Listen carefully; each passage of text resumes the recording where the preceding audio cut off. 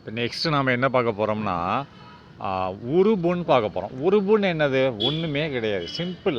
உருபு அப்படின்னா அதாவது ஒரு பெயர் சொல்லோடு சேர்ந்து ஒரு பெயர்னு என்னது? பெயரை குறிப்பது சொல்கள் எத்தனை வகைப்படும்? பெயர் சொல், வினைச்சொல். பெயரை குறிப்பது பெயர் சொல், வினை செயலை குறிப்பது வினைச்சொல். அப்போ பெயர் சொல்லோடு சேர்ந்து பெயர் சொல்லுக்கு ஒரு விளக்கம் கொடுப்பது, ரைட்டா? இணைந்து வரும், பெயர் சொல்லோடு சேர்ந்து வரும், ரைட்டா? பெயர் சொல்லுக்கு ஒரு பொருள் கொடுப்பது, பொருள் என்னது? ஒரு அர்த்தம் கொடுப்பது, ரைட்டா?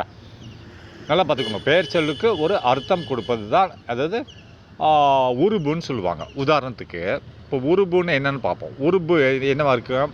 ஒரு பெயர் சொல்லுக்கு ஒரு பொருள் கொடுக்கும். வெறும் பெயர் இருந்ததுன்னு பொருள் இருக்கா? இருக்காது. அதுக்கு ஒரு பொருளை கொடுக்கும். ஒரு என்ன சொல்லுவாங்க? பொருள் அப்படின்னா அதுக்கு ஒரு விளக்கத்தை கொடுக்கும். அதான் என்ன சொல்லுவாங்கன்னு சொன்னால் அதை உருபுன்னு சொல்லுவாங்க. அது என்ன, அதில் என்ன சொல்லியிருக்கான்னு பாருங்கள். உருபு என்பது என்ன சொல்கிறான்? மொத்தம் எத்தனை இருக்குது உருபுன்னா? ஒரு 5-6 உருபுகள் இருக்குது. வேற்றுமை உருபுன்னு ஒன்று இருக்குது. அது என்னென்னா, நல்லா பாருங்கள். இப்போ வேற்றுமை உருபு உட எடுத்துக்காட்டுகள் பாருங்கள். அது எப்படி உருபுனா ஐ, ஆல், இல், உடன் இந்த நாளோட சேர்ந்து வரும், ரைட்டா? ஐ வரும், ஆல் வரும், இல் வரும், உடன் வரும், அல்லது இந்த இக்கு எந்த வரும். உதாரணங்கள் பாருங்கள். ராமன் அப்படின்றது பெயர், பெயர் தானே? ராமன் என்பது ஒரு பெயர். வெறும் ராமன் அப்படின்னு வந்துச்சுன்னா பார்த்தேன், அது ஐயை விட்டுருங்க. ராமன் பார்த்தேன் அப்படின்னா என்னது?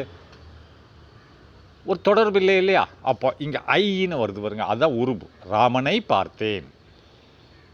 பெயர் சொல்லுக்கு ஒரு பொருள் கொடுக்கிறது, ரைட்டா? ராமனை பார்த்தேன். வெறும் ராமன் பார்த்தேன் என்னது?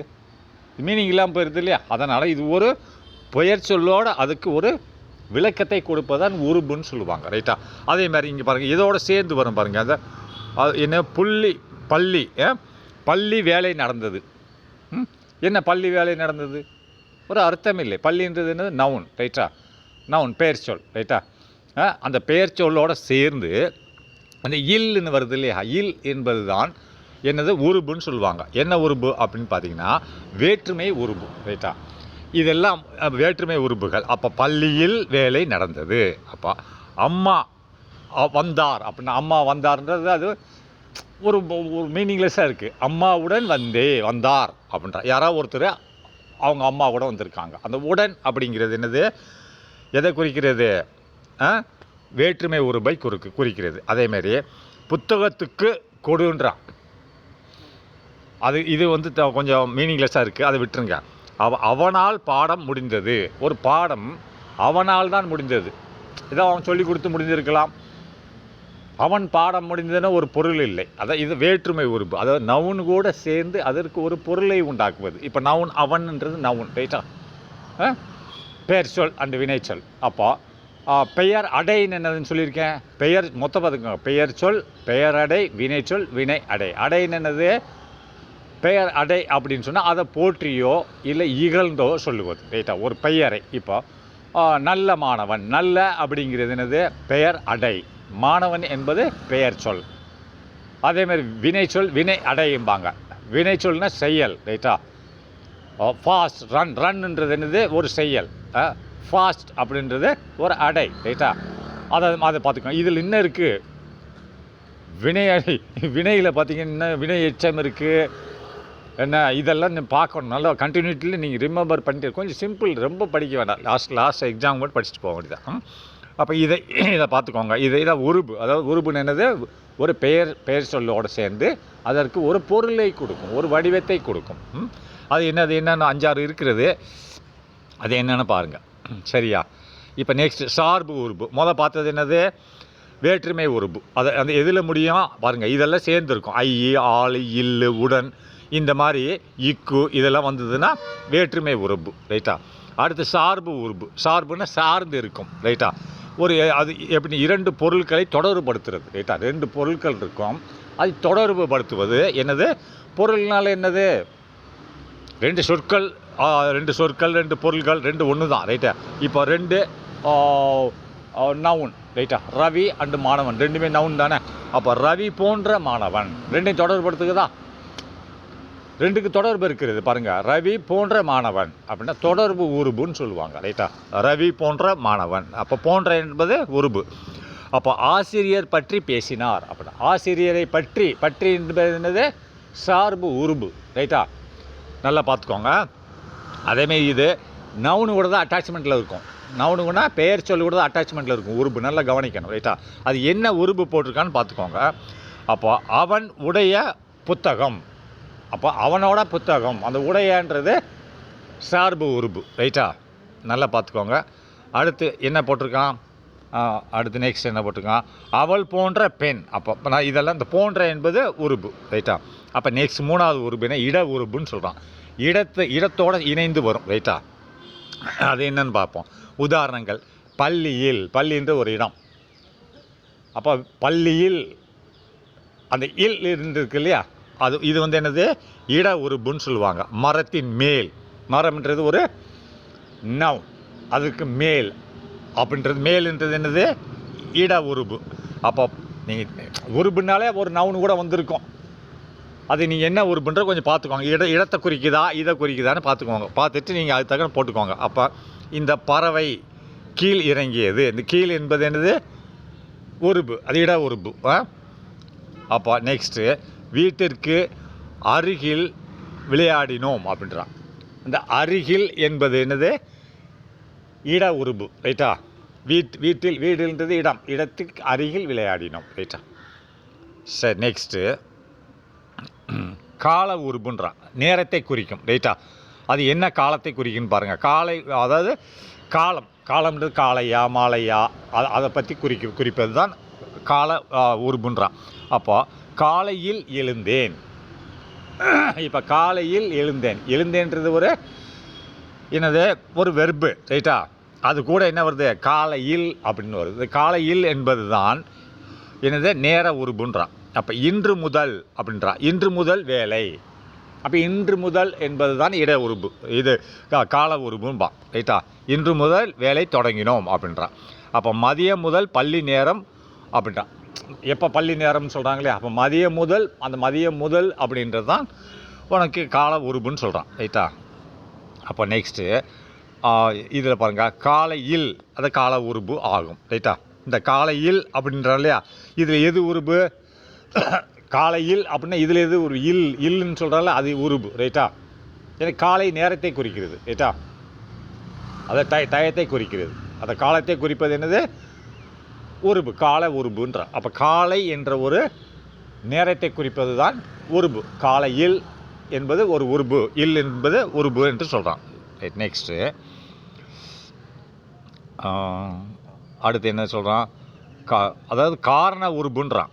காரணம் ரீசன் சொல்லணும். இந்த உருபு வருவதுக்கு ரீசன் என்ன அப்படின்னு சொல்கிறான். பாருங்களேன். இதில் என்ன சொல்கிறான்? பள்ளி விடுமுறை விடப்பட்டது. மழையால் பள்ளி விடுமுறை விடப்பட்டது. ரீசன் சொல்லிட்டானா? இப்போ ரீசன் நல்லா பாருங்கள். அதை என்ன சொல்கிறா? காரண உருபு. அப்படின்னா காரணத்தை முன்னிட்டு அந்த செயல் நடந்தது.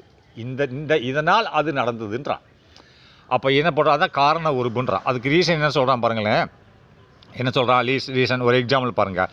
மழையால் பள்ளி விடுமுறை. பள்ளி விடுமுறை என்ற ஒரு செயல்முறை. ஆனால் அவன் என்ன ரீசன் என்ன சொல்கிறான்? மழை பெய்தது, அதனால் பள்ளி விடுமுறை. அப்போ இந்த மழை ஆள்ன்றான் இல்லையா, அந்த ஆள் அப்படின்றது உருபு. அப்போ காரணம் மழை. அப்போ ஆள் என்பது உருபு. நல்லா பார்த்துக்கோங்க. அப்போ நெக்ஸ்ட்டு அப்போ நோய் காரணமாக வரவில்லை. ஏன் வரவில்லைன்னு கேட்டால் இது ரீசன். அதாவது ரீசன் காரணம் சொல்கிறார் நோய். நோய் காரணமாக வரவில்லை. ரைட்டா? இது இந்த நோய் காரணமாகன்ற இல்லையா, அந்த காரணமாக என்பது ஒரு இது உருபு. என்ன உருபு இது? அதாவது காரண உருபுன்றான். ரைட்? நெக்ஸ்ட் பார்த்துக்கோங்க. அப்போ வேலை தாமதமானது. எனவே அது வேலை தாமதமானது என்னது? அது நோய் காரணமாக வரவில்லை, வேலை தாமதமானது அப்படின்றான். எனவே அதை வந்து பார்த்துக்கோங்க. எனவே வீணா என்ன சொல்கிறான் அப்படின்னா மழையால் அப்படின்றான். மழையால் அப்படின்னா காரண உருபு எது அப்படின்றான். அது மழையால் தானே. எது ஃபஸ்ட் லைனில் என்னது? மழையால் பள்ளி விடுமுறை. அப்போ மழையால் தானே இது காரண உருபு. அதே மாதிரி நோய் காரணமாகன்றான் இல்லையா, அப்போ நோய் காரணமாக என்பது தான் காரண உருபு. அப்போ வேலை தாமதமானது அப்படின்றான். அப்போ அதை மழையால் அது நெக்ஸ்ட் செகண்ட் கண்டினியூட்டி தான், நோய் காரணமாக வரவில்லை, வேலை தாமதமானது அப்படின்றான். சரி, நெக்ஸ்ட்டு அப்போ இணைப்பு உருபுன்னு கன்ஜெக்ஷன். ஏற்கனவே நம்ம கன்ஜெக்ஷன் படிச்சிருக்கோம் இல்லையா, கன்ஜெக்ஷனில் மூணு இருக்கிறது. இணைப்பு சொல்லுன்னு இருக்குது, இடை சொல்லுன்னு இருக்கிறது, ரைட்டா. இணைப்பு வேறு, இடை வேறு, ரைட்டா. இடை சொல்லுகளே 3ஆக பிரிக்கப்படும். இடை சொற்கள்னு சொல்லாங்க இல்லையா, பார்ட்டிகல்ஸ். அதாவது 3 இருக்கும். இடையில் வரக்கூடிய சொல்லுகள் 3. கன்ஜெக்ஷன் இருக்கும், எக்ஸ்க்ளமேஷன் இருக்கும், கொஸ்டினபிள் இருக்கும். அதை பின்னாடி பார்க்கலாம், ரைட்டா. அப்போ இதில் பாருங்கள், இணைப்பு சொல். இணைப்பு சொல்னா இணைக்கிறது, ரைட்டா. இணைக்கும் உருபு. அப்போ இது எதை இணைக்கிறது? சொற்களை இணைக்கும் உருபுன்னு அர்த்தம். என்ன இணைக்கிறது? இப்போ அம்மா அப்பா 2 இணைக்கணும். அம்மாவுடன் அப்பா. உங்கள் அப்பா அம்மா எங்கன்னா அம்மாவுடன் அப்பா கடைக்கு சென்றார். அதான் உடன்னா இணைக்கிறது இல்லையா, அம்மா உடன் அப்பா இணைக்குதா. ஒருத்தங்கிருந்து கேட்குறான், அம்மா அப்பா எங்கன்னா அம்மாவுடன் அப்பா கடைக்கு சென்றார் அப்படின்னா அந்த உடன் என்பது என்னது? இணைப்பு உருபு, ரைட்டா. இது சும்மா லாஜிக்கலாக நீங்கள் அது அந்த கொஞ்சம் மனப்பாடம் பண்ணணுன்னு அவசியம் இல்லை. சும்மா லாஜிக்கலாக அப்படி படிச்சுட்டே தெரிஞ்சு போயிடும். உருபுன்னு கேட்கும்போது சரி அது எதை சார்ந்து இருக்கிறதுன்னு கண்டுபிடிச்சிடலாம், ரைட்டா. உருபுன்றது ஏதாவது ஒரு நவுனோட சேர்ந்து நவுனுக்கு ஒரு பொருளை உண்டாக்கும். இங்கே 2 நவுனுக்கு பொருளை உண்டாக்கும். இப்போ அம்மா அப்பா 2மே நவுனில் இருக்குது. என்ன அம்மா அப்பா? அது உடன் அப்படின்னு இணைந்து எங்கே சென்றிருக்கிறார்கள், இணைந்து இருக்கிறார்கள், சம்திங் இங்கே தான் நடந்திருக்கு. அம்மா அப்பா இணைந்து உட்காந்துருக்காங்க, இல்லை கடைக்கு போயிருக்காங்க, இல்லை பஜாருக்கு போயிருக்காங்க, எங்கேயா போயிருக்காங்க. அதாவது உடன் என்பது ஒரு இணைப்பு உருபு, சரியா. சரி, நெக்ஸ்ட்டு இப்போ இடை சொல்ல பார்ப்போம். இடை சொற்கள் நான் ஏற்கனவே சொல்லி கொடுத்துருக்கேன். அதாவது இடை சொற்கள் அப்படின்றது இணைக்கிறது, ரைட்டா. அப்போ இணைக்கும் சொற்கள். அப்போ இன்டர்ஜெக்ஷன், அது மொத்தம் 3 வகையான இடை சொற்கள் இருக்கிறது, ரைட்டா. 3 வகையான இடை சொற்கள் அப்படின்னு சொல்லி பார்த்தீங்கன்னு சொன்னால் அதில் என்னென்ன இடை சொல்கள்னு கேட்டால், அதாவது நல்லா பார்த்துக்கோங்க. என்ன 3 வகையான இடை சொற்கள். அதில் ஃபஸ்ட்டு அதாவது கேள்வி கேட்க மட்டும் பயன்படும் இணை சொற்கள், ரைட்டா. அது என்னது அப்படின்னு பார்த்தீங்கன்னா இங்கே பாருங்கள், நீ வருவாயா. அதாவது என்னது? நீ வருவாயா அப்படின்றான். நீ வருவாயா என்பது ஒரு இணைப்பு சொல் தான், கன்ஜெக்ஷன், ரைட்டா. இடை சொல், அதாவது ஜாயினில் இருக்கும், ரைட்டா. அதேமாதிரி அவன் வந்தானா அப்படின்றான். அதாவது வலியுறுத்தும் இடை சொல்லுன்னு சொல்கிறான். இது என்னது? இன்டர்ஜெக்ஷன் சொல்கிறான். இன்டர்ஜெக்ஷன் நான் என்ன சொன்னேன்? இன்டர்ஜெக்ஷனை ஒரு ஆச்சரியமூட்டும் ஒரு ஒரு ஒரு ஒரு ஆச்சரியமூட்டும் ஒரு செயல்னு சொல்லுவாங்க, இன்டர்ஜெக்ஷன் சொல்லுவாங்க, ரைட்டா. ஏற்கனவே இங்கிலீஷில் படிச்சிருக்கீங்களா கிராமரில், அதான் நீ வருவாயா ஒரு ஒரு ஆச்சரியக்கூடியோடு வர வேண்டியது, ரைட்டா. அதேமாரி அவன் வருவானா, அவன் வந்தானா, இந்த மாதிரி கேள்விகள் தான் இது ஒரு விதமான இணைப்பு சொல்லுன்னு சொல்லுவாங்க. அப்போ இதை என்ன சொல்லுவாங்க? ஒரு சொல்லை வலுப்படுத்த பயன்படுத்துவது, ரைட்டா.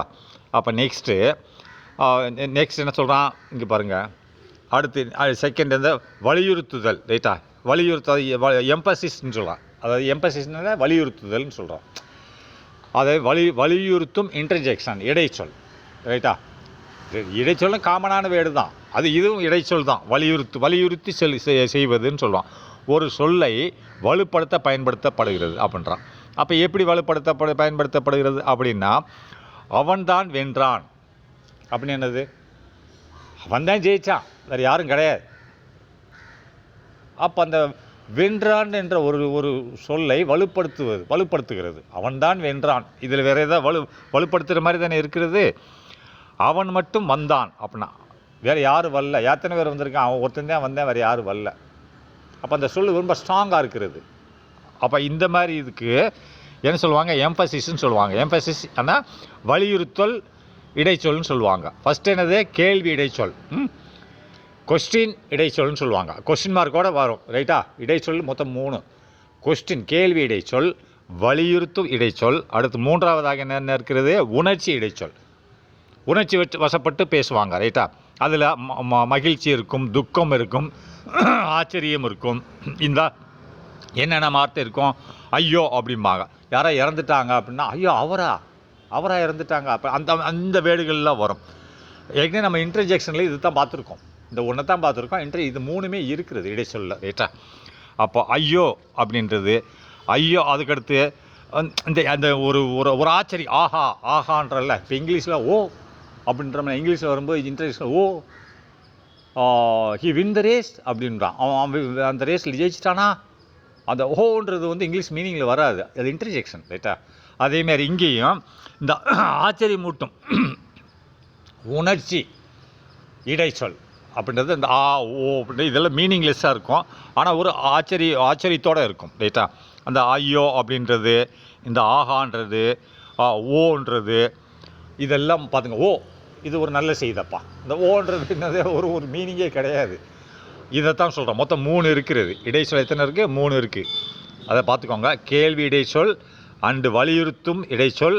நெக்ஸ்ட் வந்து என்னது, ஆச்சரியம் மூட்டும் உணர்ச்சி இடைச்சொல்னு சொல்லுவாங்க. அது ஆச்சரியம் மூட்டும் வகையில் சொல்லக்கூடிய ஒரு சொல். ரைட், பார்த்துக்கோங்க.